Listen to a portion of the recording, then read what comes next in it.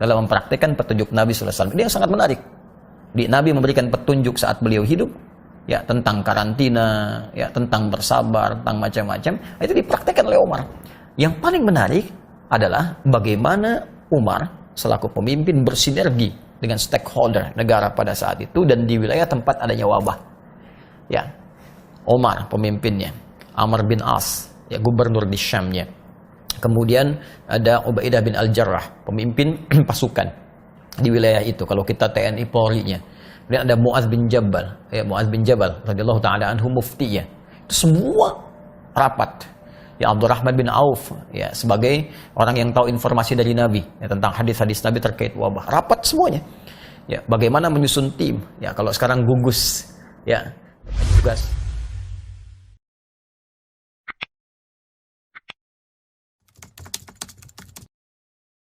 Ya, Bismillahirrahmanirrahim. Alhamdulillahirabbil alamin. Wassalatu wassalamu ala Rasulillahil karim wa ala alihi wa sahbihi ajma'in wa ba'du. Pada hakikatnya semua yang kita alami dalam kehidupan di dunia ini, baik pada hal yang kita pandang menyenangkan atau kita rasakan kurang membahagiakan, seluruhnya adalah ujian dari Allah Subhanahu wa taala yang harus kita hadapi.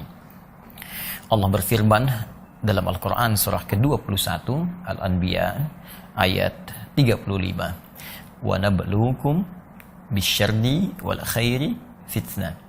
Dan kami akan menguji kalian yang hidup dengan beragam ujian, baik yang terasa tidak menyenangkan ataupun yang dirasakan membahagiakan. Semua ujian ini pada hakikatnya disebutkan dalam Al-Quran surah ke-67 Al-Mulk ayat ke-2 sebagai cara supaya kita bisa meningkatkan amal soleh di hadapan Allah Subhanahu wa taala. Allah berfirman, "Huwallazi khalaqal mauta wal haya liyabluwakum ayyukum ahsanu amala wa huwal azizul ghafur." Dan dialah Allah yang telah mencipta kematian dan juga kehidupan. Semua ini untuk menguji yang masih hidup bagaimana mereka bisa meningkatkan amal-amal kebaikannya. Sungguh Allah yang Maha Perkasa dan Maha Pengampun. Terkadang ada ujian yang sifatnya menghidupkan. Ya, ada yang real, hidup, bayi yang hidup, tumbuh. Ada juga yang sifatnya kiasan, membuat keadaan kita lebih hidup. Ya, mendapatkan penambahan materi, mendapatkan promosi jabatan, mendapat segala yang membahagiakan sehingga hidup kita terasa lebih berbeda dari sebelumnya. Nah, ada juga yang terasa barangkali mematikan, bisa mati dalam keadaan wafat yang sesungguhnya kematian. Ada bisa terjadi sisi lain hal yang kita hadapi yang mematikan sebagian hasrat kita untuk mengerjakan sesuatu. Entah itu sifatnya dihadapkan dengan penyakit, entah itu dihadapkan dengan situasi yang tidak menyenangkan, atau yang lainnya. Sungguh, dua keadaan ini kata Allah, sesungguhnya berupa ujian untuk menguji ketangguhan kita. Apakah masih sanggup kita mengerjakan amal soleh dalam dua situasi itu. Karena itulah, ada tafsiran yang sangat baik dari Al-Imam At-Tabari. Ketika menafsirkan Al-Quran surah ke-21 tadi ayat 35, beliau mengatakan, "Linanzura kaifa syukruhum fima yuhibbun wa kaifa sabruhum fima yakrahun." Ya, terkadang ujian itu datang pada hal yang menyenangkan supaya dilihat bagaimana syukur kita ya bisa hadir ketika hal yang menyenangkan itu kita dapatkan. Dan terkadang ujian itu datang pada hal yang tidak menyenangkan supaya dilihat bagaimana kesabaran kita menghadapi ujian itu. Jadi ada syukur berhadapan dengan kebahagiaan, ada sabar yang diharapkan muncul pada hal yang tidak menyenangkan.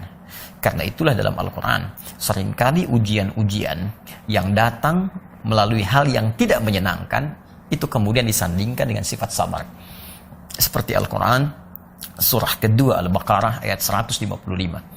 Allah berfirman, "Walanabluwannakum bisyai'im minal khauf wal ju' wa naqsim minal amwal wal anfus wath thamarat wa basyiris sabirin." Dan kata Allah, kami akan uji siapapun yang hidup dengan beragam ujian. Ya, boleh jadi itu tidak menyenangkan, seperti kekhawatiran, gelisah, takut, rasa lapar, kurangnya harta benda, ya, jiwa yang sakit sampai wafat, atau kerja keras yang diambil oleh orang lain. Namun yang paling menarik kata Allah, wabasyiris sabirin, berikan kabar gembira pada orang sabar. Ya, terkait dengan COVID-19 atau corona ini, ya tentu kita akan menggolongkan pada hal yang tidak kita senangi. Tidak ada orang yang senang dengan datangnya wabah dalam konteks kemanusiaan. Ya, maka dari itu, ketika kita diuji dengan ujian wabah semacam ini, maka apa sandingannya dalam Al-Quran? Apa padanannya dalam hadis? Maka Allah telah memberikan jalan kepada kita bersabar menghadapinya. Bersabar berikhtiar dalam mengatasi wabah ini. Karena itulah bahkan spesifik dalam hadis riwayat Sayyidah Aisyah radhiyallahu taala anha, terhimpun riwayat ini bahkan dikutip dalam kitab Al-Fathur Rabbani fi Tartib Musnad Ahmad bin Hanbal Asy-Syaibani dalam bab tentang wabah. Ya, Kitabul Wabah, bab tentang wabah di halaman ke-204. Di situ disitir bahwa Nabi pernah menyampaikan walaysa min 'abdin yaqa'u ta'un fihi wa yamkuthu fi baladihi sabiran muhtasiban. Ya, kata Nabi, dan tidaklah seorang hamba yang mengalami kondisi wabah kemudian dia menetap di tempat dia tinggal itu dengan bersabar, sabiran. Ya, muhtasiba, dia banyak mengoreksi diri. Dia banyak kemudian melihat amal-amal positif yang bisa dia kerjakan. Wa ya'lamu annahu lam yusibhu illa ma kataballahu azza wa jalla lahu. Dan dia menyadari tidak mungkin semua kejadian itu bisa terjadi kecuali Allah mengizinkan, menetapkan itu semua. Ya, illa kana lahu mithla ajri syahid. Maka kalau dia berjuang dengan itu, dia mendapatkan pahala syahid di sisi Allah Subhanahu wa taala sekalipun dia wafat dalam perjuangan itu. Nah, maka jika Anda bertanya tadi bagaimana situasi tentang corona ini, maka kita harus pahami ini ujian yang harus kita hadapi dengan penuh kesabaran karena Allah Subhanahu wa taala. Ya, sabar itu bukan diam. Sabar bukan menunggu pasrah. Ya, sabar adalah sebuah sikap menerima segala keputusan yang telah Allah tetapkan, diiringi ikhtiar. Ya, catat kalimat ini, diiringi ikhtiar untuk mengatasi hal dimaksud dan menyerahkan seluruh hasilnya kepada Allah Subhanahu wa taala untuk menerima ridha-Nya. Itulah sabar. Ya, bahkan dalam konteks menghadapi wabah ini, Nabi langsung memberikan penjelasan tentang sabar dalam menghadapi wabah supaya tidak banyak orang memberikan tafsiran. Ya, kata Nabi dalam riwayat sahabat Amir bin Sa'id radhiyallahu taala anhu, beliau pernah menyampaikan qala Rasulullah sallallahu alaihi wasallam, fa idza waqa'a bi ardin fala tadkhulu alaihi wa idza waqa'a bi ardin fala takhruju firaran minhu. Ya, kata Nabi, kalau wabah itu terjadi di satu tempat, maka cara sabar menghadapinya di antaranya, ya, karantina wilayah yang telah diketahui ada wabah itu. Orang yang di luar wilayah jangan masuk ke situ. Orang yang di dalam sabar, jangan keluar karena ingin lari dari wabah, lantas tak sadar pindah wilayah terjangkiti ya oleh wabah yang terjadi di tempat dia tinggal. Nah, ini kalimat Nabi-nya. Kalimat yang kedua, ada hadis yang disampaikan oleh Abu Usaib radhiyallahu taala anhu ketika beliau berkata, qala Rasulullah SAW, atani Jibril alaihi salam bil huma wa ta'un fa amsakatil huma bil Madinah wa nasharat ta'un fi Syam. Ya, kata Nabi, Jibril mendatangiku menginfokan bahwa umat Muhammad SAW akan diuji dengan demam dan wabah. Dan nanti banyak yang wafat ya dalam kondisi itu. Ya, demam akan terjadi di Madinah dan wabah akan menyebar di Syam. Ya, Syam sekarang ada 4 wilayah, 4 negara. Ya, Lebanon, kemudian Palestina, Jordania, ada Syria. 8 tahun setelah Nabi wafat, tahun 18 Hijrah, tepatnya ketika Khalifah Umar bin Khattab radhiyallahu taala anhu memimpin, ya, dan wilayah Islam sudah meluas. Ya, base-nya, ibu kotanya ada di Madinah, tapi luasnya wilayah menjangkau sampai ke wilayah Syam. Dan terjadi wabah di Syam. Benar apa yang disampaikan Nabi. Nah, terjadilah kemudian wabah itu di Syam. Dan bagaimana kemudian cara sahabat menangani itu semua dalam mempraktikkan petunjuk Nabi SAW. Ini yang sangat menarik. Nabi memberikan petunjuk saat beliau hidup, ya, tentang karantina, ya, tentang bersabar, tentang macam-macam. Itu dipraktikkan oleh Umar. Yang paling menarik adalah bagaimana Umar selaku pemimpin bersinergi dengan stakeholder negara pada saat itu dan di wilayah tempat adanya wabah. Ya, Umar pemimpinnya, Amr bin As, ya, gubernur di Syamnya. Kemudian ada Ubaidah bin Al-Jarrah, pemimpin pasukan di wilayah itu. Kalau kita TNI Polri-nya. Kemudian ada Mu'adz bin Jabal, ya, Mu'adz bin Jabal radhiyallahu taala anhu muftinya. Itu semua rapat. Ya, Abdurrahman bin Auf, ya, sebagai orang yang tahu informasi dari Nabi, ya, tentang hadis-hadis Nabi terkait wabah. Rapat semuanya. Ya, bagaimana menyusun tim? Ya, kalau sekarang gugus, ya, petugas khusus menangani hal tertentu. Ya, didudukkan, didiskusikan, dibuat sebuah sistem, datanya kemudian dibahas bersama-sama, diselesaikan bareng-bareng.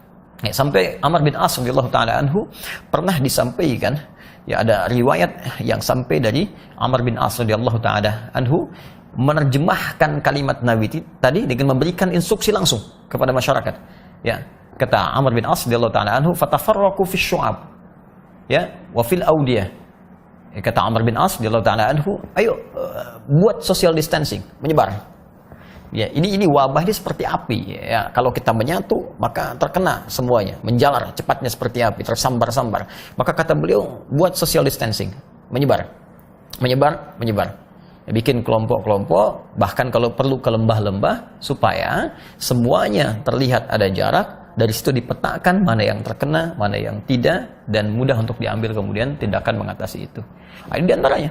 Jadi poinnya adalah mesti ada ikhtiar yang konkret dalam konteks menghadapi ini, dalam menerjemahkan kalimat sabar, tidak hanya diam pada pernyataan sabar, menerima begitu saja. Nah, itu poinnya. Ya, Allah Ta'ala a'lam bissawab. Baik, cara konkret berikhtiar kalau kita mengambil dari kalimat tadi yang telah kita bahas, pertama mesti ada sinergi. Ya, kalau konteks kita sekarang di Negara Kesatuan Republik Indonesia, kita semua mesti bersinergi. Ya, kalau kita ingin amalkan sila ketiga Pancasila, ya, persatuan Indonesia. Ini saatnya kita amalkan. Semua bersatu, rakyat bersatu, ya, dukung pemerintahnya mengatasi itu, pemerintah bersinergi dengan wilayah-wilayahnya, gugusnya kemudian dioptimalkan, ya, pemuka agamanya kemudian juga didorong untuk memberikan ketenangan pada masyarakat, ya, hal-hal yang mungkin muncul di tengah masyarakat untuk diberikan solusi, keluar fatwa-fatwa. Nah, itu bersinergi semua. Ini bagian pertama. Jadi kalau kita tidak bersinergi, maka yang terjadi nanti adalah kesulitan mengatasinya. Alih-alih kita katakan kekacauan misalnya. Ya, Anda bisa bayangkan kalau dalam situasi yang tengah kita mengatasi wabah masih ada yang bikin hoax, kan? Masih ada yang saling mencela. Ya, masih ada yang saling ingin menikam dan sebagainya. Bagaimana kemudian kita bisa mengatasi hal yang besar sementara yang kecil-kecil pun tak bisa kita atasi? Maka ini yang bagian yang pertama, kita harus bersatu. Ya, bersatu, semua hal yang bisa kita kerjakan secara positif kita lakukan. Yang punya harta berlebih ya jangan cuma dipamer-pamerkan saja. Ya, jangan cuma ditampil-tampilkan. Ini saatnya kita berbuat sesuatu untuk negara. Kemudian yang punya kedudukan membuat kebijakan-kebijakan terbaik, rakyat juga disiplin, ya, menjalani itu dengan cara yang baik dan terukur, serta pemuka agama memberikan fatwa-fatwa yang menenangkan di masyarakat, dan ahli-ahli terkait virus, khususnya virus corona misalnya, atau virus secara umum, memberikan edukasi kepada masyarakat. Ya, bahwa ini virus ini begini, ini seperti ini, strukturnya begini, penyebaran seperti ini, supaya pengetahuan merata di kalangan masyarakat dan bisa mengambil sikap yang terbaik. Saya kira seperti itu.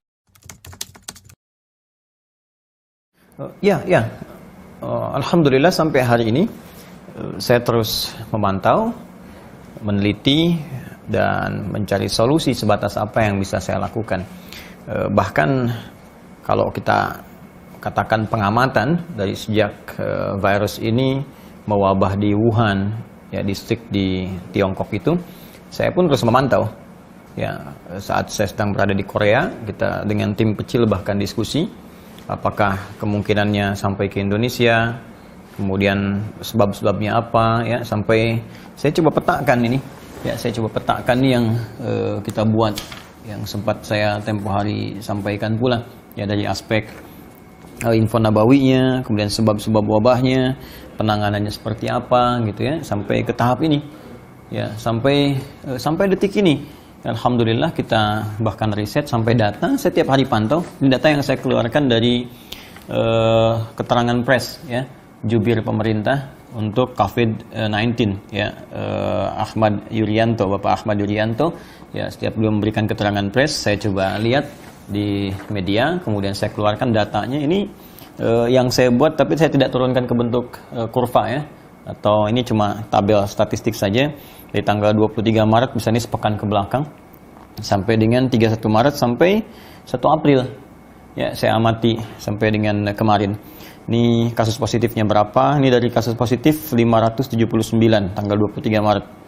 Ya, kemudian ada menyebabkan wafat atau kematian 49 orang. Ya, rasionya 8,4%. Dan sembuhnya 30 orang. Sampai ini 24 Maret 686. Ya, 686. Ini berarti ada peningkatan 107 yang positif dari sebelumnya. Ya, wafatnya 55, rasionya kemudian turun ke 8,0%, sembuhnya 30 orang. Sampai ke terakhir kemarin 1 April. Ya, 1 April ini, jadi dalam sepekan kurang lebih ke belakang ini sudah ada penambahan. Ini ada 1677 kasus positif. Ya, kalau dihitung sepekan ke belakang sampai ke 23 Maret setidaknya ada 1098 penambahannya. Ya, sampai ke belakang. Ya. Wafatnya sudah 157 orang. Ya, 157. Jadi rasionya kalau kita bandingkan ke sini ini sudah naik lagi jadi 9,3%. Ya, tapi berita baiknya alhamdulillah yang sembuh ada 103 orang. Ya, ada penambahan 22 dari tanggal 31 Maret yaitu 81 orang. Saya hanya ingin tunjukkan bahwa setiap hari saya pantau ini untuk mengamati, dan ini kan yang tampak ya, yang kita bisa tahu. Yang mungkin belum masuk ke data ini kan, atau yang wafat misalnya dengan protokol COVID-19 tapi tidak juga disebutkan positif atau tanda-tanda itu, mungkin bisa lebih daripada data yang dimaksudkan.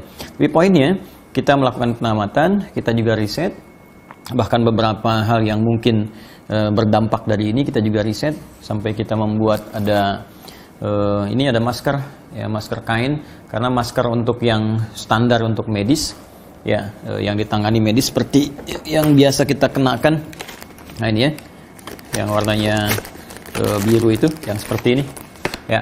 Nah ini kita prioritaskan untuk medis karena kita lihat dampaknya ya, yang para medis kita atau nakes ya, tenaga kesehatan itu akan sangat lebih banyak membutuhkan ya masker yang seperti itu. Karena itu untuk menahan setidaknya di masyarakat ya, ada riset menyebutkan 72% setidaknya itu bisa tertahan, tergantung kualitas masker di kainnya, walau tidak sepenuhnya mungkin, tapi kita bisa berhati-hati. Ya ini nggak sembarangan, kita riset juga, kemudian bahannya juga bukan bahan biasa. Ya, ini yang dalamnya kita gunakan kain untuk antibakteri, di luarnya ini juga water propellant. Jadi kalau air jatuh bisa langsung turun, kemudian bisa kita cuci juga. Dan ini sepanjang yang kita mampu kita produksi, kita bagikan ke masyarakat ya, supaya bisa digunakan. Ada lagi yang kita buat bilik disinfektan ya, kita hanya buat biliknya. Ini ada beberapa teman-teman yang mungkin belum tahu ya, saya juga menganggap wajar. Jadi kita hanya membuat bilik ya, karena di beberapa tempat bilik itu diperlukan, seperti di rumah sakit, tempat-tempat tertentu. Adapun cairan disinfektannya itu pada yang lebih mengetahui, pihak rumah sakit apa ya. Kita sebetulnya riset juga ya, riset yang disebutkan bahwa akan lebih baik tidak menggunakan cairan disinfektan, tapi ada cairan air dengan pH ya yang lumayan keasamannya cukup tinggi ya. Ada yang mengusulkan seperti air-air tertentu yang kalau saya sebut mungkin nanti mengendorse produknya, tapi kita tidak masuk ke dalam cairannya, kita hanya sediakan biliknya. Adapun cairannya nanti bisa digunakan di tempat-tempat yang mereka pun sudah riset ya, riset sendiri ya. Ada yang kita buat APD ya, APD ini masih dalam pembuatan karena bahan bakunya yang sulit ya, bahan bakunya sulit, kita ada antrian juga, tapi kita nggak buat sembarangan. Jadi kita riset, membiasakan meriset ya. Ada juga yang kita lakukan riset di rumah sakit, kita bandingkan dengan yang di Wisma Atlet seperti apa, kita tanya, lalu kita buat apa yang bisa kita mampu. Nah, ini yang hasil yang saya amati sampai dengan saat ini. Dan tentunya saya juga bertanya dan berkoordinasi dengan beberapa pihak seperti yang kita koordinasikan dengan Ikatan Ilmuwan Indonesia Internasional, ya, dan ada juga beberapa data-data tambahan yang kita coba lihat, coba kita baca, kita pelajari, diskusikan dengan beberapa orang memang pakar di bidangnya. Ya, saya ambil contoh misalnya ini yang tentang penanganan COVID-19 ya, di negara-negara yang terjangkit oleh corona. Jadi bagaimana misalnya yang di Korea seperti apa, di Inggris seperti apa, ya, di Jerman seperti apa, di Singapura seperti apa. Ini kita data-datanya kita dapatkan, ya, kita pelajari statistiknya bagaimana. Ada di situ, kemudian akan ada manfaat yang mungkin setidaknya buat kita atau wilayah kita, atau kita share nanti dengan kepentingan yang lebih luas sepanjang dibutuhkan. Ya, ada juga yang saya juga coba pantau tentang panduan menghadapi COVID-19 atau Corona langsung dari model Tiongkok, ini model LRC ya. Nah, kita juga dapat ini dari pengertiannya, pencegahannya, pandeminya apa, bahkan kolaborasi mereka yang di medis dengan yang di tradisional. Jadi tabib-tabib tradisional itu juga dipanggil, didudukan dengan yang medis-medis kontemporer, kemudian diskusi penanganan seperti apa. Nah, ini kita coba dapatkan juga dari sini, kita bisa riset. Ya, riset dengan lebih serius kepada khususnya dengan passion saya misalnya di keislaman, tentang khazanah ya dalam keislaman yang kira-kira mengisyaratkan solusi pada permasalahan wabah. Ya, semisal kalau ada tadi misalnya di konteks obat atau medis, di Islam ada nggak gejala-gejala seperti itu yang kira-kira bisa ditangani. Jadi kalau Anda tadi bertanya apakah Ustadz mengamati, saya mengamati, memantau, meneliti, dan yang paling penting mencoba untuk berkontribusi menghadirkan solusi. Nah, itu yang paling mungkin bisa kita lakukan. Selain tentunya kita berkoordinasi juga dengan MUI ya untuk merumuskan atau mensosialisasikan fatwa-fatwa yang sekiranya telah dirumuskan oleh pihak MUI, atau kita berikan usulan ya, kemudian dibahas, lalu kita coba sosialisasikan ke masyarakat, yang dengan itu kita bisa bersinergi satu dengan yang lainnya. Itu yang saya kerjakan. Allahu ta'ala a'lam bissawab.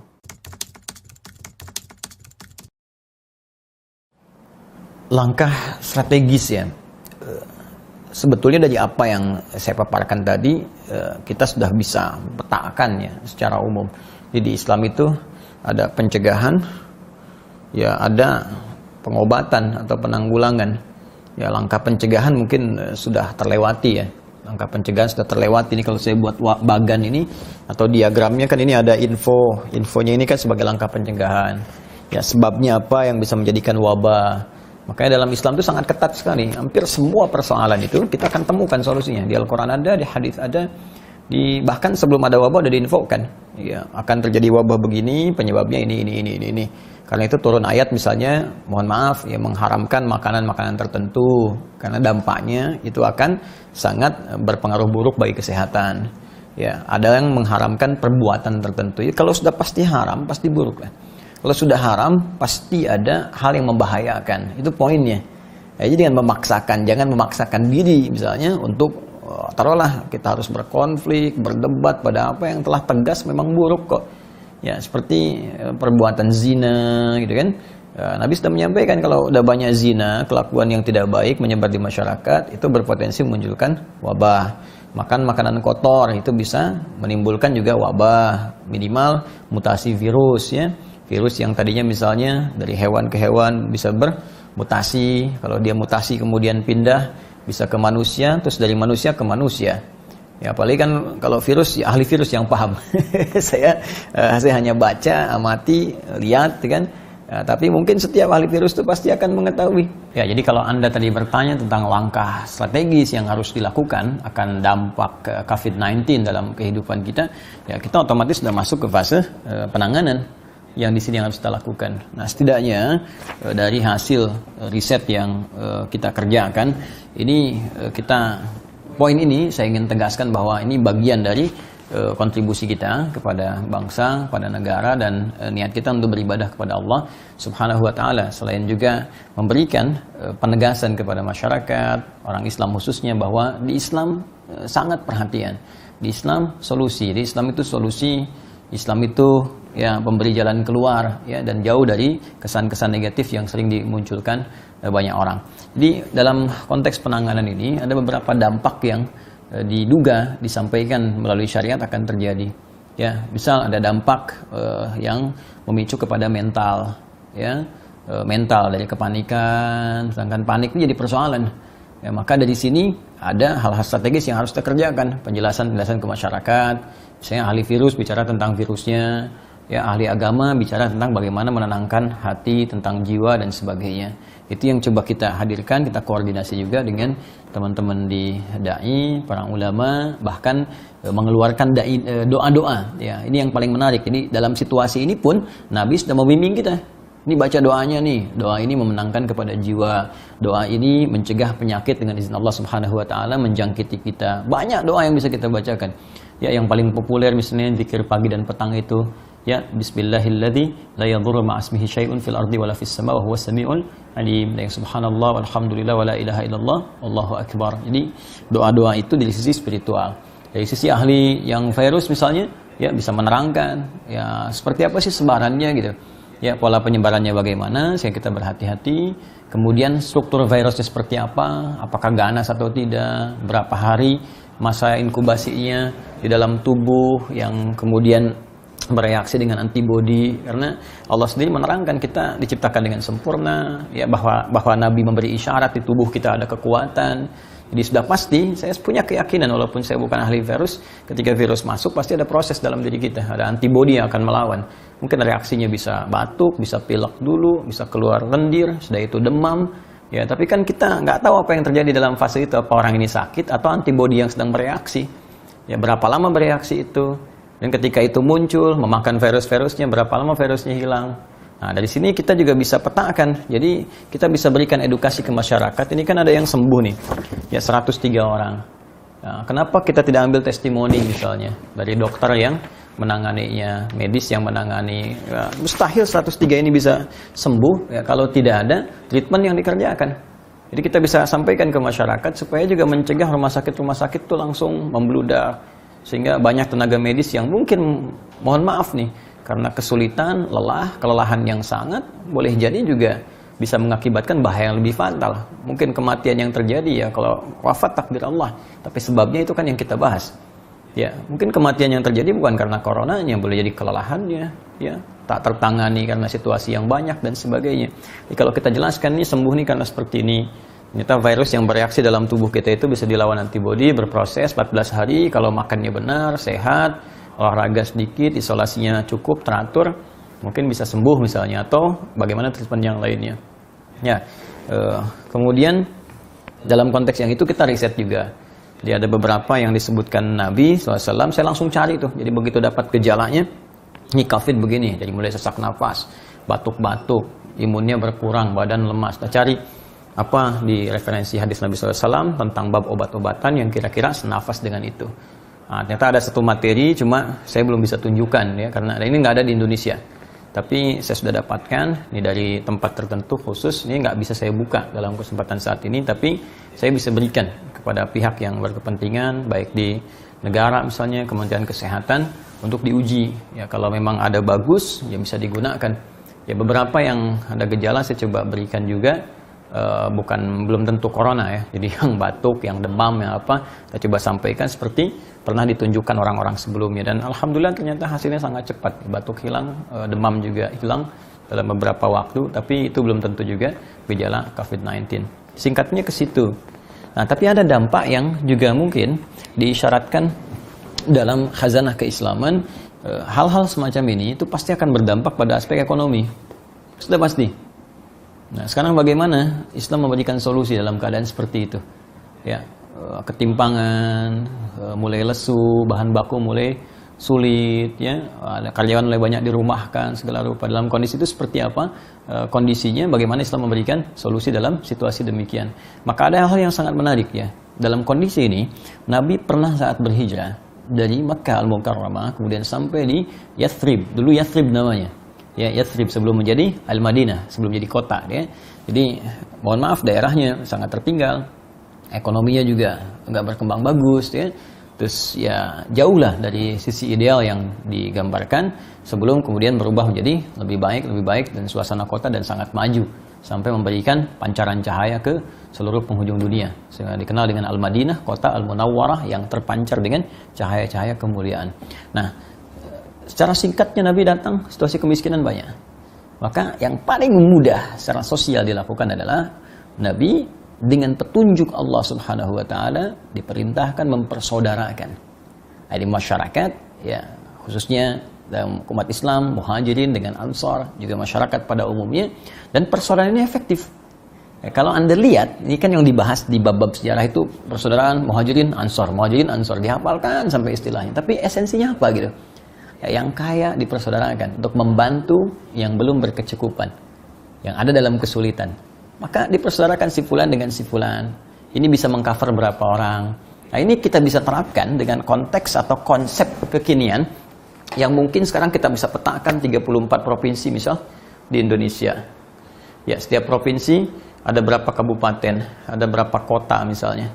Ya, lalu kepala daerahnya, taruhlah di sini ada ya, ini gubernurnya, di sini misalnya bupatinya, ya, atau wali kotanya. Nah, ini memetakan nih daerah-daerah yang tingkat 2 ya, ke bawah ya, daerah tingkat 2-nya. Ada berapa orang yang di atas kemampuan, misalnya menengah ke atas. Ya, kemudian ada berapa masyarakatnya yang kira-kira mesti dibantu. Lalu kita akan lihat misalnya dipadukan ke sini. Yang punya kemampuan bisa membantu berapa orang. Satu orang misalnya bisa mengcover 5 orang atau 10 orang. Maka silahkan dalam masa yang sulit ini dia bisa membantu sesuai kadar kemampuan dia. Lalu sisanya yang kira-kira tidak bisa tercover oleh orang-orang mampu ini baru dikeluarkan anggaran APBD-kah itu misalnya, atau secara nasional APBN-nya. Ya, jadi ini sangat menarik hal-hal semacam ini. Jadi kalau kita praktekkan dalam konteks kekinian, saya kira insya Allah hal-hal yang bisa kita rasakan sulit setidaknya bisa meringankan dengan konsep ini. Ya, belum lagi dengan teori, misalnya fikih tijarahnya, fikih bisnisnya. Dalam situasi yang sulit sekarang ini, apa yang bisa dikerjakan? Mungkin teman-teman yang dikonveksi, yang sebagian ada yang jatuh, ada yang sulit. Kenapa Anda tidak beralih kepada aspek yang dibutuhkan masyarakat? Yang bisa bikin masker, kayak tadi yang ini saya contohkan. Tapi ini sosial. Ya, karena saya bukan pebisnis, ya, saya alim, ulama, ustadz, pengajar. Jadi saya memberikan referensi, Anda bisa mengeksekusi. Anda buat masker misalnya. Ya, kemudian dibuat khas, sampaikan ke masyarakat, ini HPH-nya berapa? Ini kan HPH-nya kalau dihitung-hitung kalau yang biasa mungkin di bawah Rp5.000. Ya, sekarang masker yang tadi misalnya yang N95 ya kemudian dijual misalnya 7.000, 350.000 dibagi 50 7.000. Ini kalau Anda bikin HPH di bawah 5.000, 2.000, 3.000, Anda jual 7.000 dengan yang sama, Anda cuci lagi 2-3 kali pakai gitu kan. Ini setidaknya untuk masyarakat bisa digunakan. Kemudian kalau yang seperti ini yang halus apa mungkin lebih beda lagi, HPH-nya bisa berbeda misalnya, ya.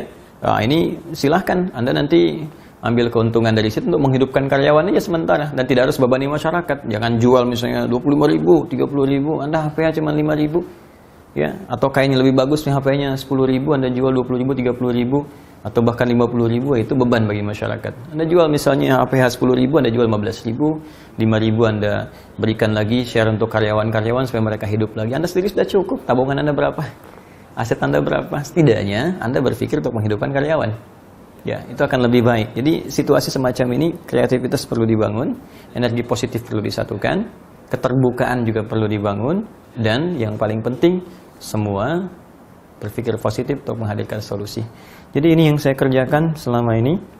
Wallahu a'lam di mana yang Allah ridai, tapi kita telah berikhtiar. Semoga Allah mengikhlaskan niat kita semua, dan lebih daripada itu, semoga dengan ujian ini kita lebih menyadari siapa diri kita. Ya, coba sekali lagi dilihat, kita seorang hamba yang pasti akan berpulang kepada Allah Subhanahu wa taala. Jangan sampai dengan ujian seperti ini pun kita malah semakin jauh dari Allah Subhanahu wa taala.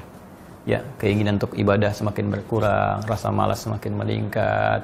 Ya, dan itu tanda-tanda ada hal yang harus sangat diperbaiki sebelum nyawa sampai di kerongkongan dan tidak ada jalan bagi kita untuk memperbaiki kembali. Ya, setidaknya koreksi diri kita, perbaiki amal saleh kita, karena semua kita pasti akan berpulang pada Allah Subhanahu wa taala. Anda mengisolasi diri, harap-harap corona tak masuk, tapi malaikat maut tidak akan pernah punya sekat untuk bisa membawa Anda kembali kepada Sang Pencipta. Ya, sekali lagi ini pun adalah saat yang baik untuk saling bersinergi dalam kebaikan dan menghadirkan amal soleh yang boleh jadi itu meringankan beban kita di hadapan Allah Subhanahu wa taala. Saya kira itu. Terima kasih. Assalamualaikum warahmatullahi wabarakatuh. Ya Rasulullah, jinak liziarah qasidina nartaji minka syafa'a li jami'il hadirina natawassal bil jalala alladhi jabir risala